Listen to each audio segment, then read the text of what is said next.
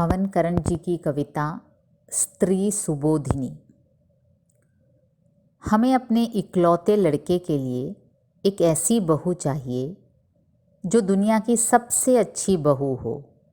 और उसे ये बात कि वह दुनिया की सबसे अच्छी बहू है पता न हो, जिसे बोलना भले ही आता हो मगर हो वह गूंगी, ना इस शब्द को वह पहचानती ही ना हो, और हाँ, उसकी ज़ुबान दरवाजे के बाहर हाथ बांधे खड़े नौकर की तरह रहता हो खड़ा, जिसके दोनों पैर तो सबूत हों मगर हो वह लंगड़ी, न वह चलना जानती हो न दौड़ना, नाचना तो उसे बिल्कुल ना आता हो,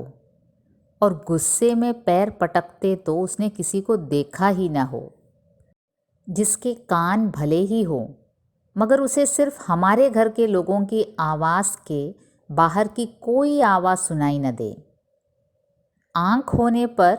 उनसे दूर तक देखने लायक होने के बाद भी उसकी घर से बाहर देखने की इच्छा ही न हो, जिसके पास डिग्रियां तो खूब हो लेकिन वह पढ़ी लिखी न हो ज़रा भी, दस्तखत करने के नाम पर वह आगे कर देती हो अपने हाथ का स्याही लगा अंगूठा, और अपनी डिग्रियों को महज कागज़ के टुकड़े मानकर छोड़ आए पिता के घर अपने, ऐसी कि सब उसे देखते रह जाएं और हमसे बार बार कहें, अपने लड़के के लिए क्या बहू ढूंढ कर लाए हैं आप। लेकिन वह न तो अपनी खूबसूरती बार बार आईने में देखती हो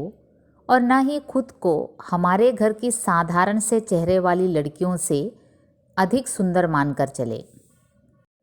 जिसके पिता के घर के लोग हमारे घर को समय से बढ़कर और सच से अधिक मान कर चलें और यह बात बार बार कहते रहें, आपके घर में अपनी लड़की देकर धन्य हो गए हम तो इस लायक थे भी नहीं। जिसे रोना बिल्कुल ना आता हो, चीखना तो वह जानती ही ना हो, और उसकी पीठ ऐसी हो कि उस पर उभरते ही न हो नीले निशान,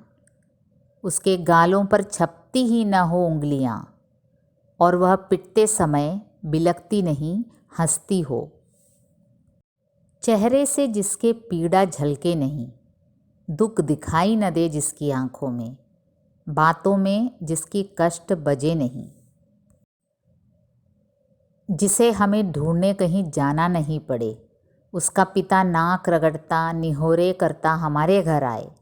और हम उस पर करते हुए एहसान बहू के रूप में उसकी बेटी को अपने बेटे के लिए रख लें।